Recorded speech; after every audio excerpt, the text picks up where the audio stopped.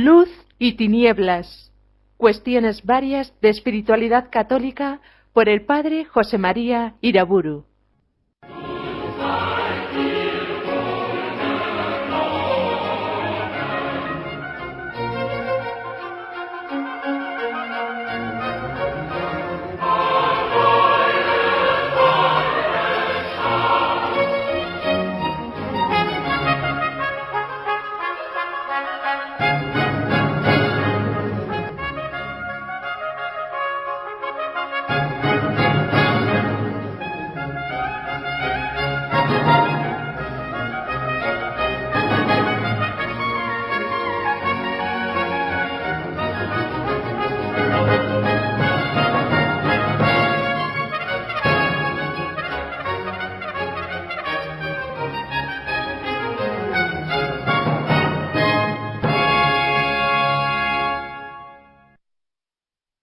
En el nombre del Padre, del Hijo y del Espíritu Santo. Terminaba yo la última conferencia recordando aquellas palabras de Cristo: el vino nuevo ha de verterse en odres nuevos. Entendiendo esta frase como la voluntad de Cristo de renovar el mundo de la humanidad, no solamente en las personas, sino también en las instituciones, no solamente en lo interior, también en lo exterior. Pues bien, el mundo tópico, es decir, el mundo existente que nos rodea, es la expresión de un cierto espíritu, la manifestación de toda una jerarquía de valores, el mundo que viene a cristalizar toda una ideología, un modo de pensar propio del hombre carnal. Por el contrario, el mundo utópico del Evangelio ha de ir formándose en las personas y en las comunidades a la luz de los pensamientos de Dios, siguiendo sus caminos. En la presente conferencia quiero iniciar la consideración de estos temas recordando las utopías de inspiración no cristiana. La historia de la utopía es tan larga como la historia de la humanidad. Siempre ha habido hombres que han experimentado el mundo tópico como una jaula opresiva, intolerable, y siempre ha habido hombres que han soñado con salir de esa jaula, con salir a volar por más altos y bellos cielos utópicos. En este sentido, la tendencia utópica es connatural al hombre y a todas las culturas. Merece la pena, sin embargo, señalar que la expresión literaria de la utopía, y más aún su realización práctica, exigen un nivel bastante alto en el desarrollo humano, mental e incluso técnico. El hombre sumamente primitivo está muy sujeto a la naturaleza. Vive como apresado en unos ciertos modos de vida de los que ni siquiera en sueños puede salir. Los intentos utópicos más conscientes solamente afloran en sociedades humanas considerablemente desarrolladas. En las sociedades humanas extremadamente primitivas, se puede decir que la vida tiene una forma fija y en cierto modo inevitable. Pues bien, en la más remota antigüedad, ya en sociedades relativamente civilizadas, encontramos ciertos rasgos de utopismo cuya forma es exclusivamente literaria. En aquellos tiempos muy antiguos, la utopía no suele proyectarse mirando hacia el futuro.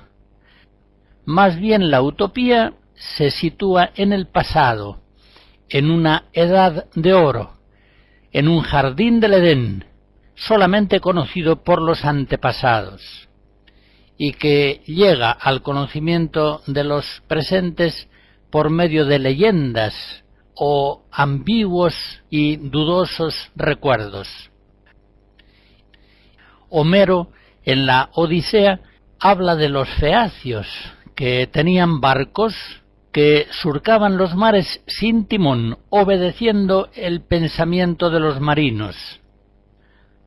Yámbulo escribe acerca de una isla del océano cuyos hombres, que alcanzan los 150 años de edad, tienen los huesos elásticos y una lengua bífida que les permite llevar dos conversaciones a la vez.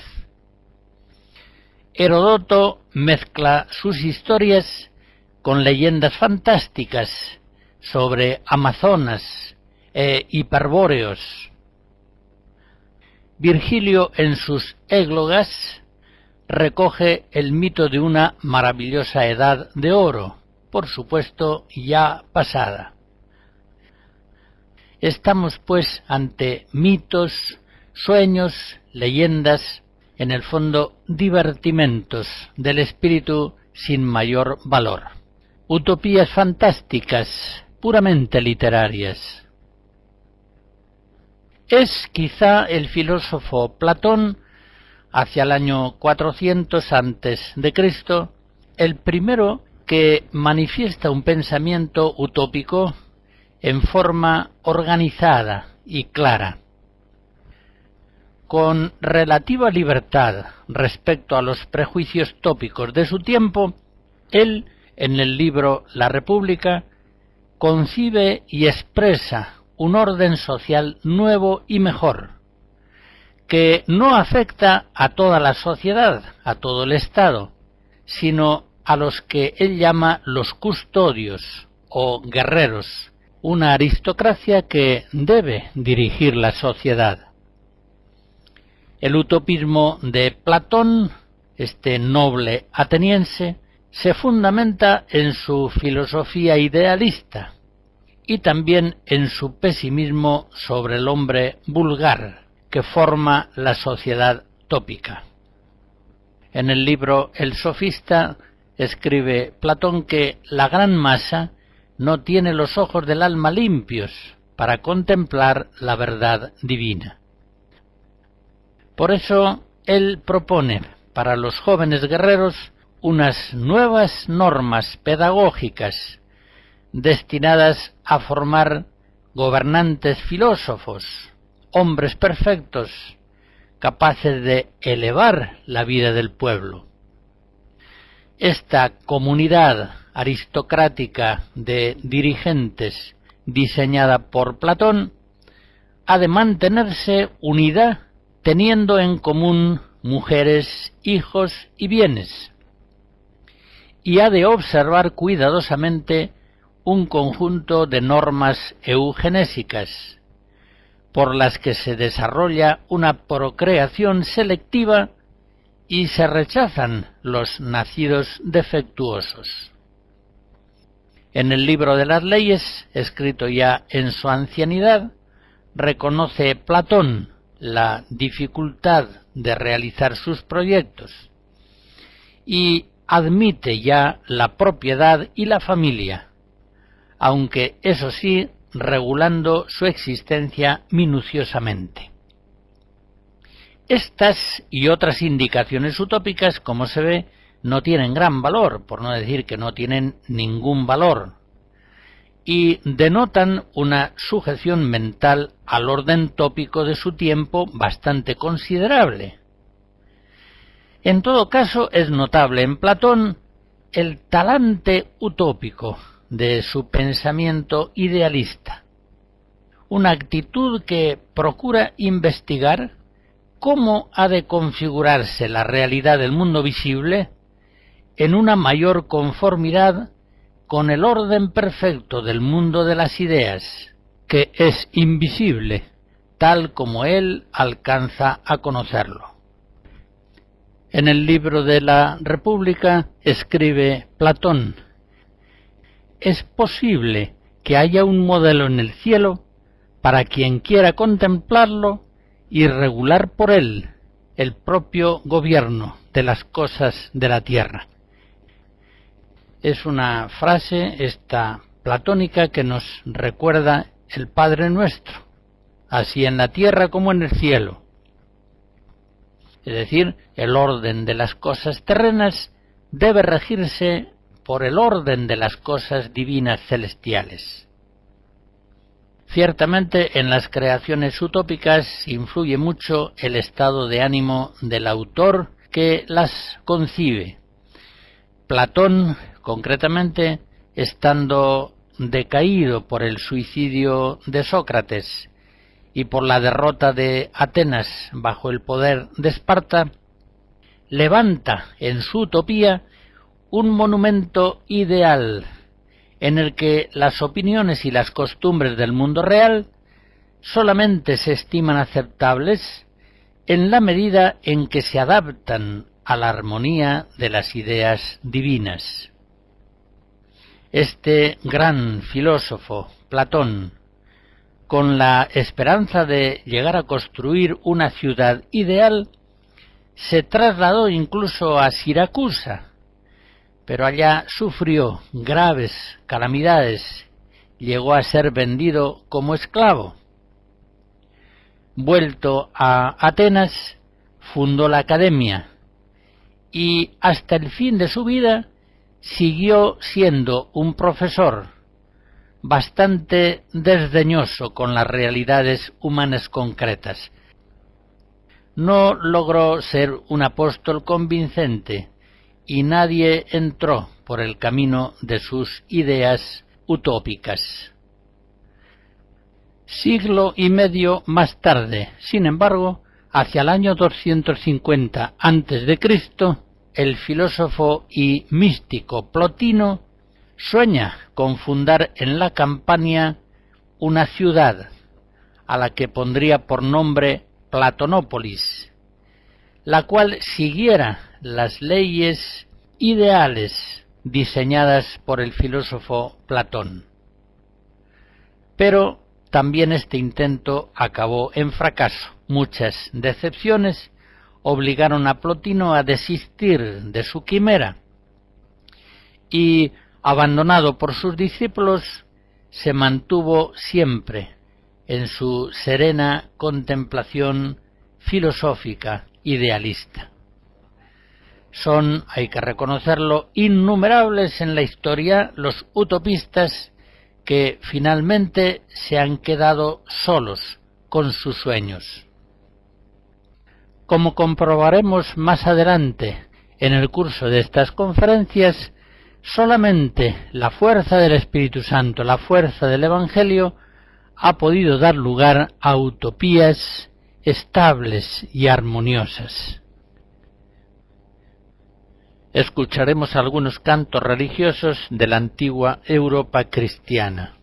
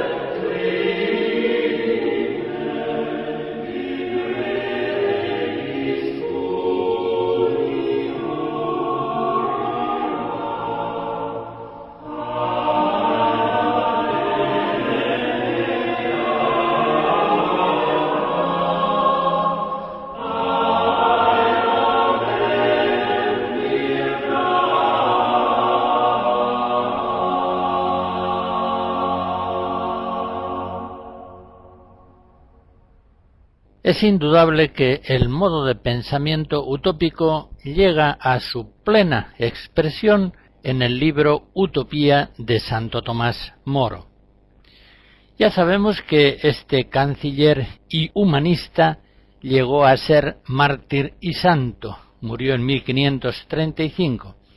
Sin embargo, me parece conveniente incluir su libro Utopía entre las utopías no cristianas, ya que la obra no es sino el ejercicio literario de un humanista. El libro Utopía fue escrito en 1516, justamente el mismo año en que aparece El Príncipe de Maquiavelo.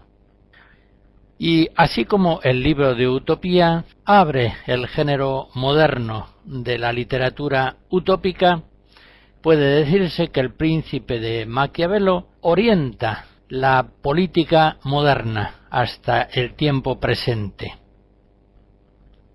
La palabra utopía es sin duda un hallazgo de Moro, un hallazgo muy sugerente y algo ambiguo, quizá incluso en la misma intención de su autor.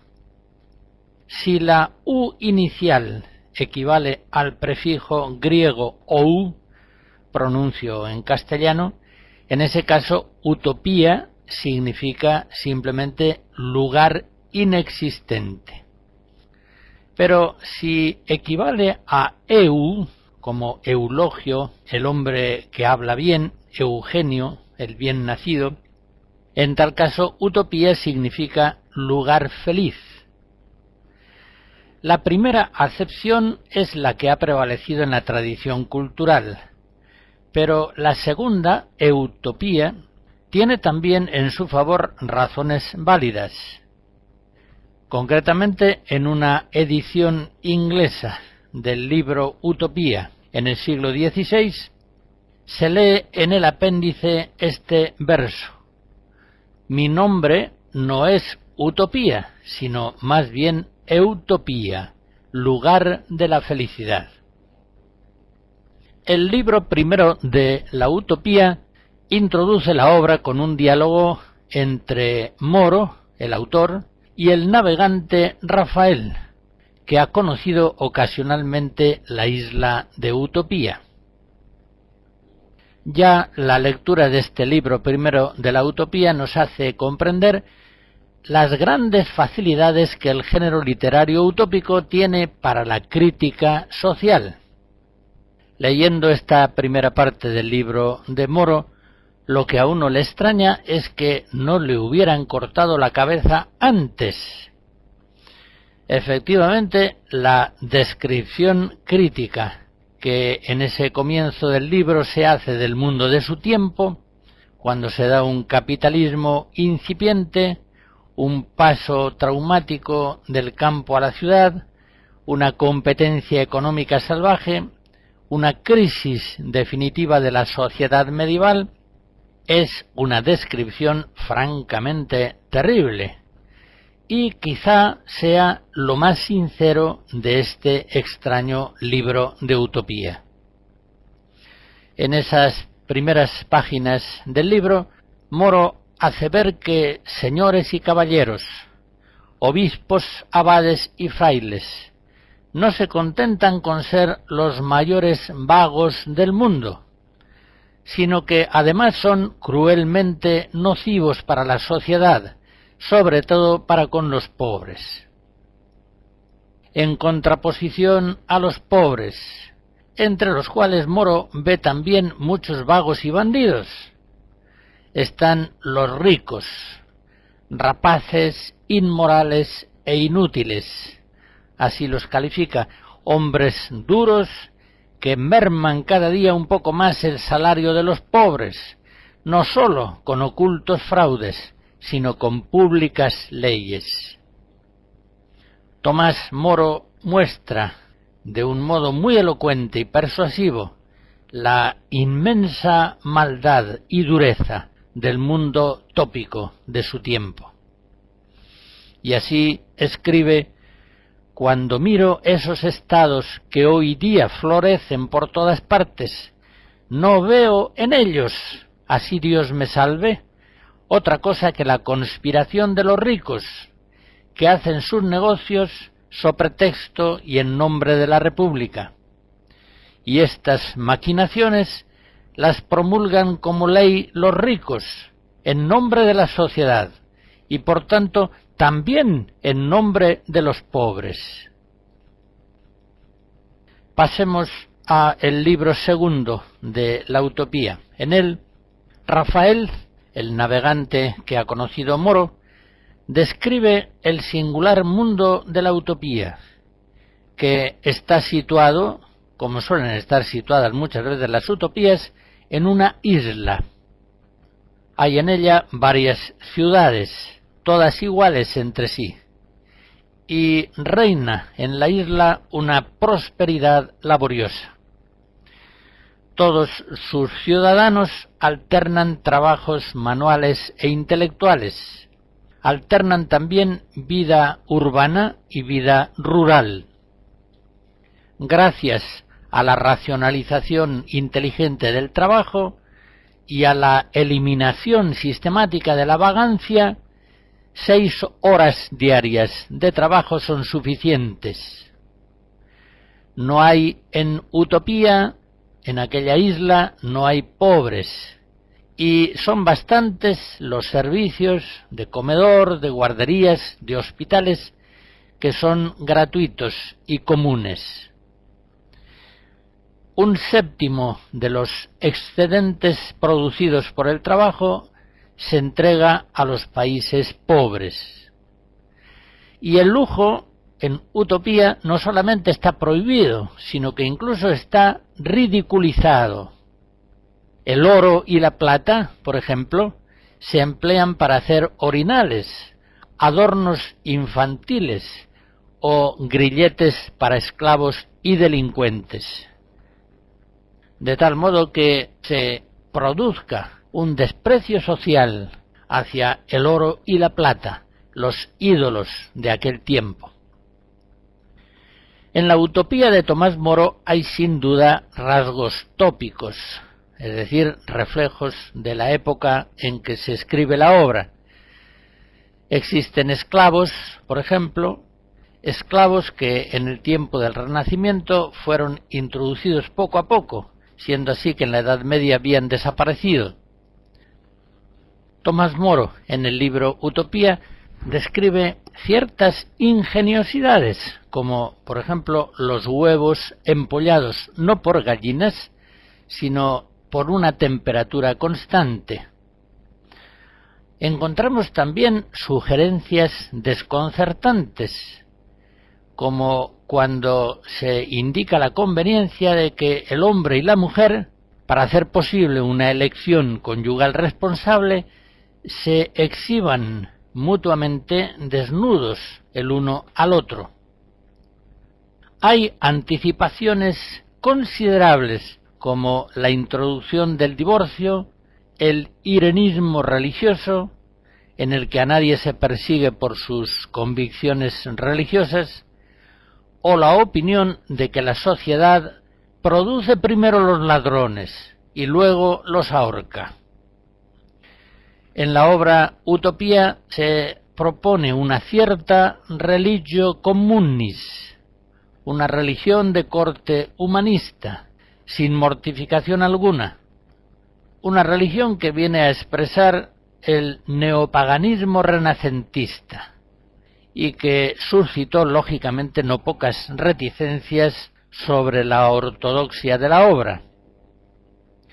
Las reservas que el libro Utopía produjo subsisten en algunos autores actuales que juzgan con cierta dureza la Utopía de Moro. Así, por ejemplo, Álvaro Huerga, eminente historiador dominico de la espiritualidad católica, analiza la Utopía de Moro y concluye afirmando: es un sueño como los de Platón, como los de Campanella. Es la idealización máxima del humanismo. Da la impresión de un deísmo vago, adogmático, sin jugo nutricio, sin gracia y sin pecado.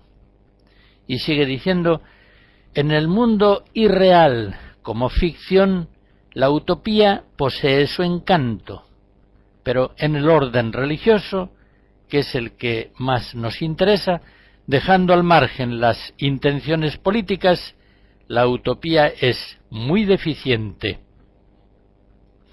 Otros estudiosos del libro Utopía, como por ejemplo Vázquez de Prada, dan de la obra un juicio más benévolo, aunque a mi entender menos exacto.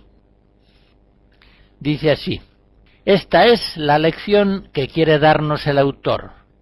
La ambición, el orgullo y los vicios sensuales han rebajado de tal forma la conducta cristiana de los pueblos que es vergonzoso contemplar cómo los utopienses, que no han recibido la revelación, se mantienen a un nivel superior al de los reinos que se llaman cristianos. Porque cuando una sociedad no responde a la llamada de Dios y la desprecia, viene a caer en una situación más lamentable que la de aquellos que se guían por la mera razón natural. Hasta aquí Vázquez de Prada. La interpretación que ofrece de la intención de Moro en su obra puede sin duda tener una buena parte de verdad. Las discusiones sobre la intención profunda de Moro al escribir su Utopía continúan hasta hoy. ¿Es la utopía una descripción irónica de las locuras que cometen aquellos que se guían por la sola razón? ¿O más bien la utopía denuncia que la mera razón llega más alto que la fe cristiana traicionada? Dicho de otro modo, ¿de verdad cree Moro en la validez de la utopía descrita por el marino Rafael? ¿Ve en ella un ideal social auténtico? Yo diría que no. No parece que Moro crea en sus propios sueños y en ocasiones se distancia escépticamente de sus propias tesis, aunque quizá se trate solamente de una conducta cautelosa ante sus posibles detractores. Así, por ejemplo, en cierto lugar escribe lo que sigue: creo que pasará mucho tiempo antes de que adoptemos lo que en las instituciones de utopía hay de superior a las nuestras. Cuando Rafael hubo acabado de hablar, yo recordé muchos detalles que me habían parecido absurdos en las leyes y costumbres de aquel pueblo, entre ellos la vida y el sustento común, sin ninguna circulación de moneda. Pero me di cuenta de que Rafael estaba ya cansado de hablar y no sabía si aceptaría fácilmente ser discutido. Pensé, pues, que en otra ocasión tendríamos tiempo de meditar más profundamente acerca de aquellos problemas y de discutirlos juntos más detalladamente. Entretanto, y aunque no puedo dar mi asentimiento a todo lo que él contó acerca de utopía, confesaré fácilmente que hay en la república de aquella isla muchas cosas que yo deseo, que yo confío ver en nuestras propias ciudades. Hasta aquí el escrito de Moro. Estas declaraciones nos hacen pensar en aquel dicho antiguo de que hay que nadar y guardar la ropa. En todo caso, no llegaremos probablemente nunca a conocer exactamente el pensamiento real de Moro al escribir su Utopía. Aunque en ciertas cuestiones su pensamiento parece afirmarse claramente, por ejemplo, cuando elogia la propiedad comunitaria, cuando rechaza una propiedad privada duramente concebida y practicada, en otras ocasiones Moro se distancia claramente de los sueños utópicos que su obra describe. Señalaré por último que Moro, como en general todos los autores utopistas, es muy consciente de la incapacidad congénita de la política para llevar a una vida común relativamente perfecta. El que llegó a ser canciller del Reino de Inglaterra ve con una gran reticencia la capacidad de la política para alcanzar el bien común. y esta convicción la expresa con frecuencia en utopía. Eso sí, pone prudentemente sus pensamientos en labios del navegante Rafael. Hay un diálogo entre Moro y Rafael que expresa claramente esta actitud. Rafael se negaba a aceptar cargos políticos, alegando que si dijera estas cosas y otras semejantes a los encarnizados partidarios de métodos totalmente opuestos, ¿no sería como hablar a los sordos? A este argumento de Rafael le reconoce Moro una cierta parte de verdad, pero también le arguye, diciendo: aunque no podáis desarraigar las opiniones malvadas, ni corregir los defectos habituales, no por ello debéis desentenderos del Estado y abandonar la nave en la tempestad, porque no podáis dominar los vientos. Hace falta que sigáis un camino oblicuo y que procuréis arreglar las cosas con vuestras fuerzas, de tal modo que, si no conseguís realizar todo el bien, os esforcéis por lo menos en aminorar el mal en lo posible.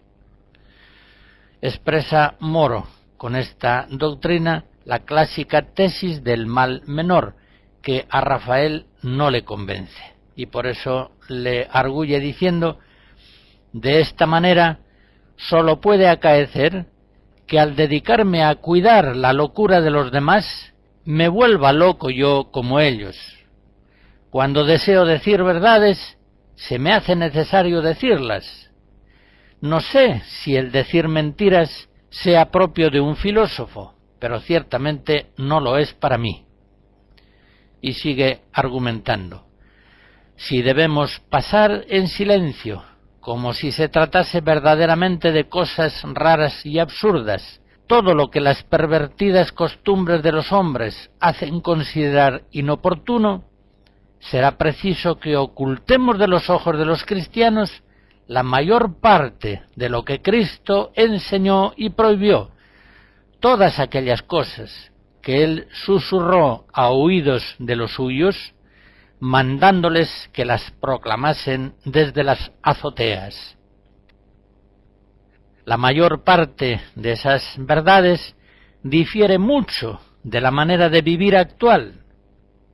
Ciertamente parece que los predicadores, gente sutil, siguieron vuestros consejos, le dice Rafael a Moro, viendo que los hombres se plegaban difícilmente a las normas establecidas por Cristo, las han acomodado a las costumbres, como si éstas fuesen una regla de plomo, para poder conciliarlas de alguna manera. Pero no veo que con ello se haya adelantado nada, a no ser que se pueda obrar el mal con buena conciencia.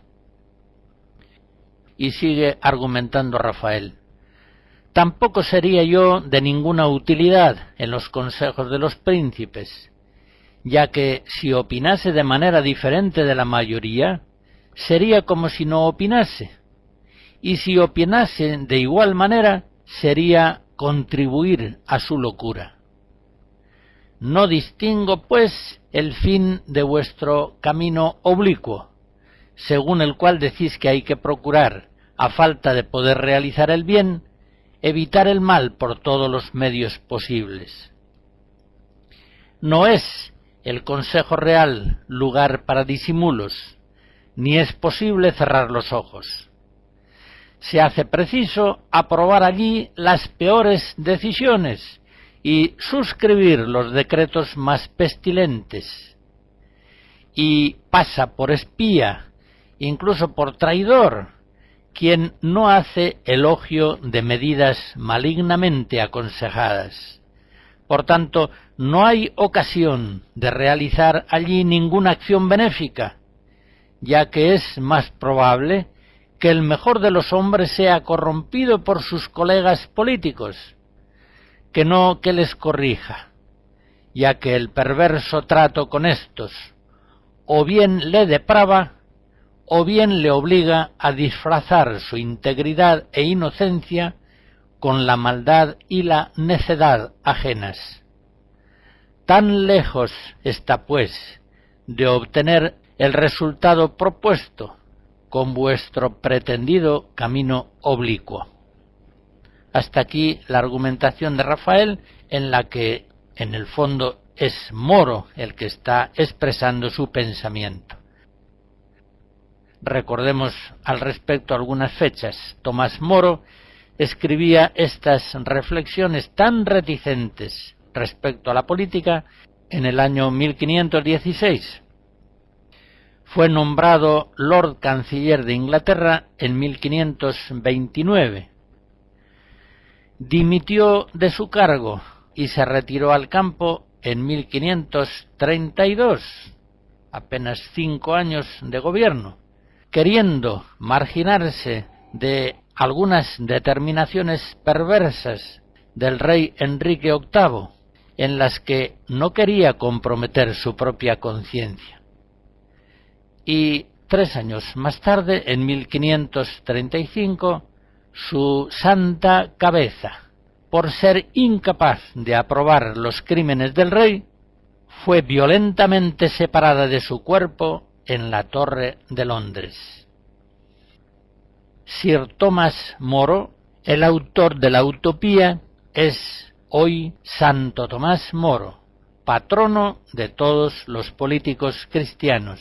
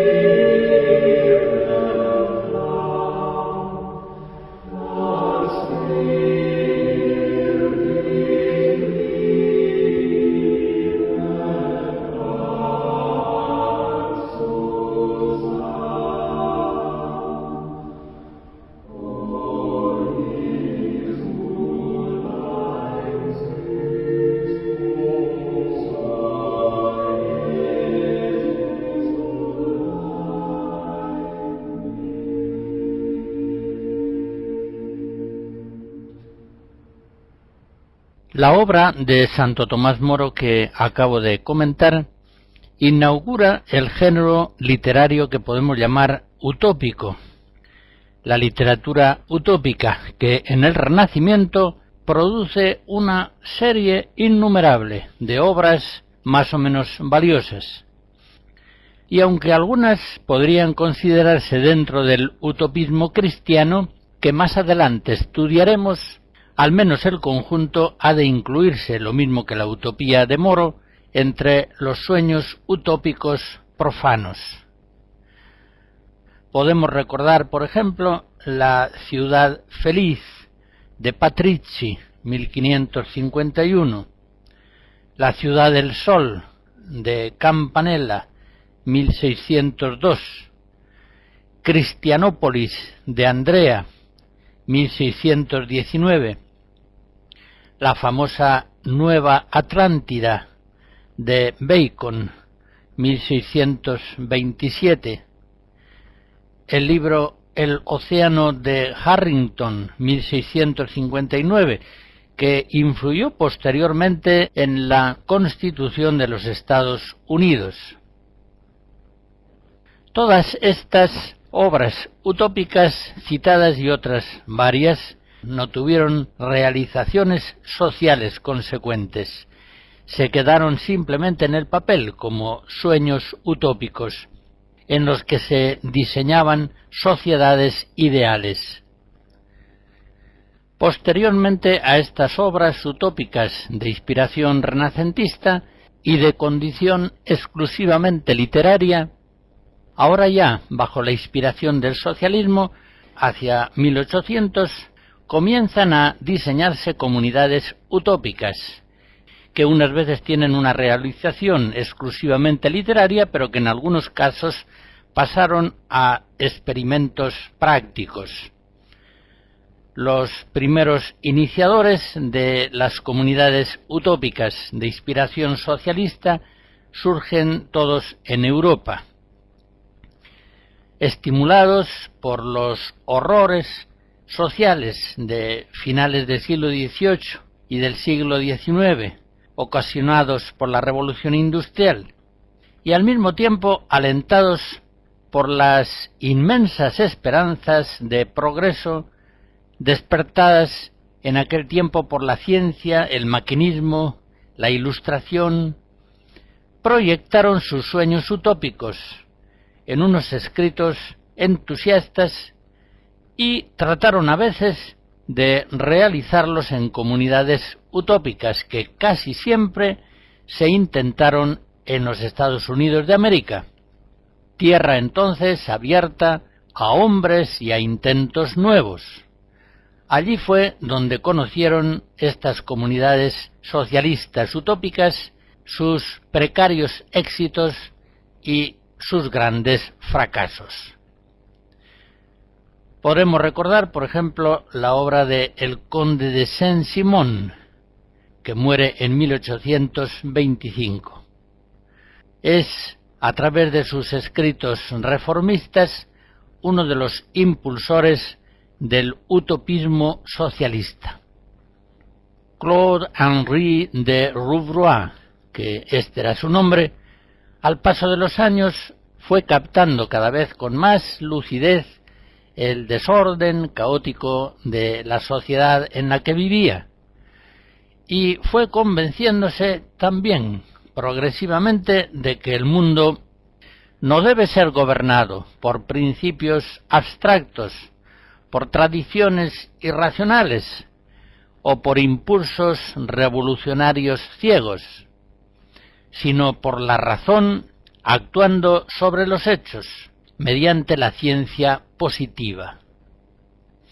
Para poder llevar a cabo su misión, Saint-Simon se prepara como científico y se propone como regla de conducta, así lo escribe, llevar una vida lo más original y activa posible, enterarse cuidadosamente de todas las teorías y de todas las prácticas, recorrer todas las clases sociales y colocarse personalmente en cada una de ellas. Aunque sus proyectos idealistas eran muy altos, apenas logró nunca rebasar los trabajos preliminares e ir más allá de elaborar algunos programas. Sin embargo, bastantes científicos notables de su tiempo mostraron en uno u otro grado su adhesión al saint-simonismo, y es indudable que ciertas posiciones básicas de Saint-Simon están en el fundamento del pensamiento de algunos filósofos positivistas, como Augusto Comte, muerto en 1857.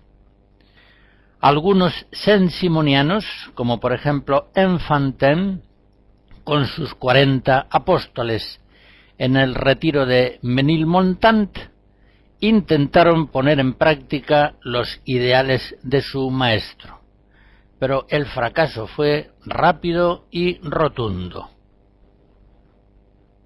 En esta evocación rápida de los socialistas utópicos decimonónicos, debemos recordar también a Charles Fourier, que muere en 1837. Es el creador de los famosos falansterios.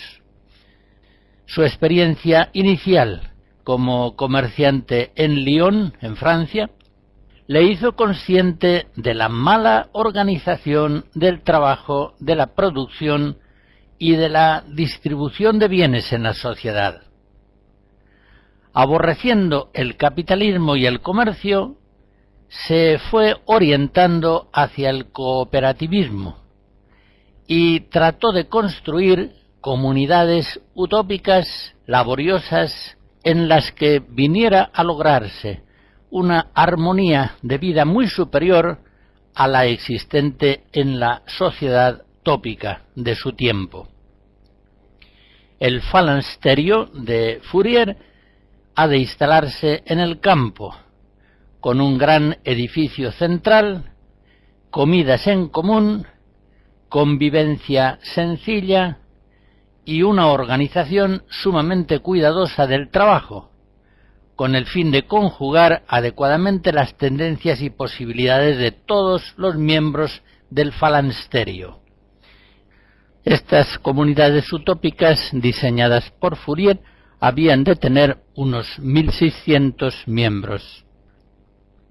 Para fundar estos falansterios puso anuncios en los periódicos pidiendo voluntarios y financiadores.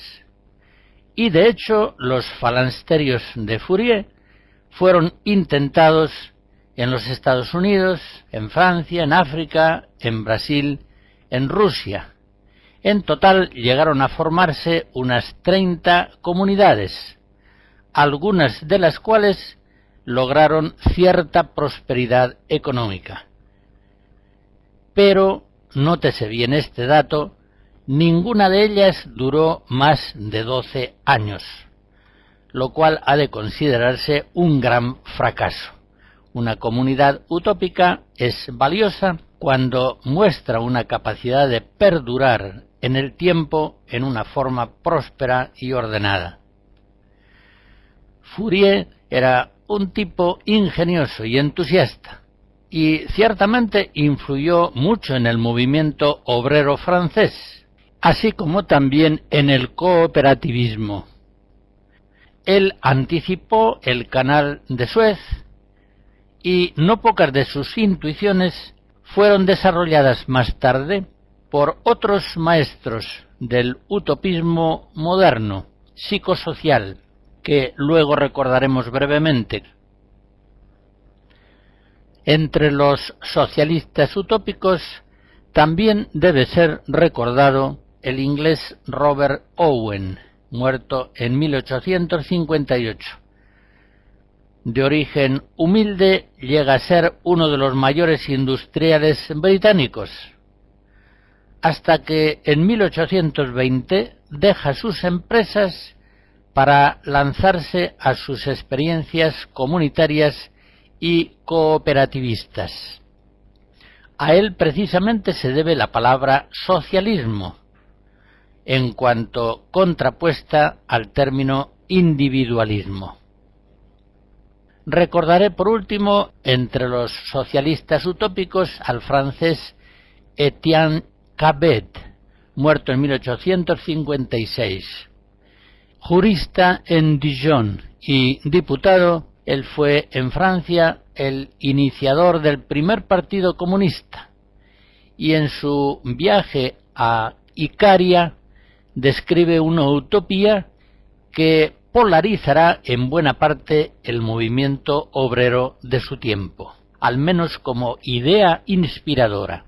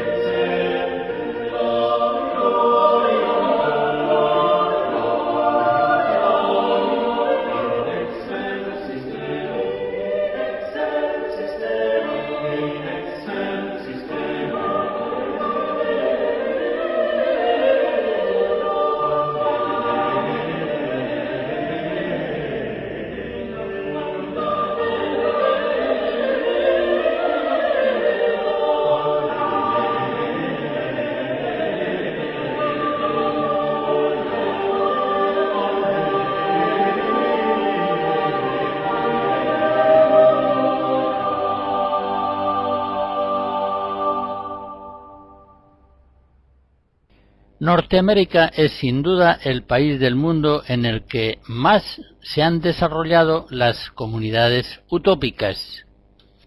En un estudio sobre la sociología de las comunidades utópicas se nos informa que entre 1680 y 1880 en ese país se desarrollaron 244 comunidades distintas, de las cuales 125 eran comunidades de inspiración religiosa, generalmente del tipo anabaptista pietista, que más adelante estudiaremos, y 119 eran comunidades de inspiración más bien socialista, en todo caso no religiosa. Ese mismo estudio nos informa de que la longevidad de las comunidades religiosas se mostró en ese tiempo netamente superior a la de las comunidades de inspiración puramente profana.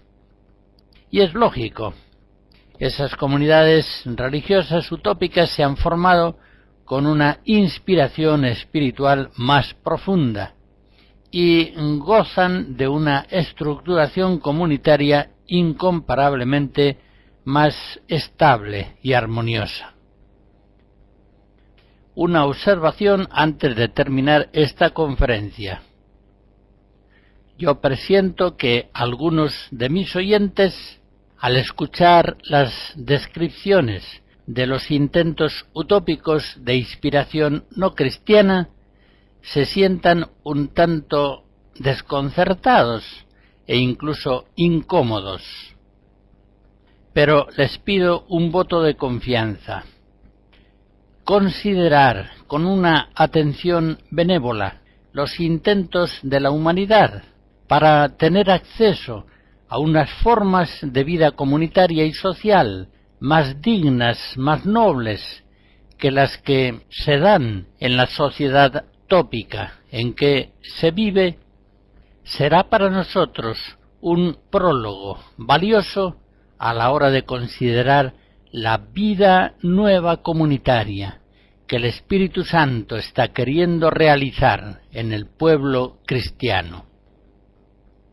La bendición de Dios Todopoderoso, Padre, Hijo y Espíritu Santo, descienda sobre ustedes y les guarde siempre. Amén.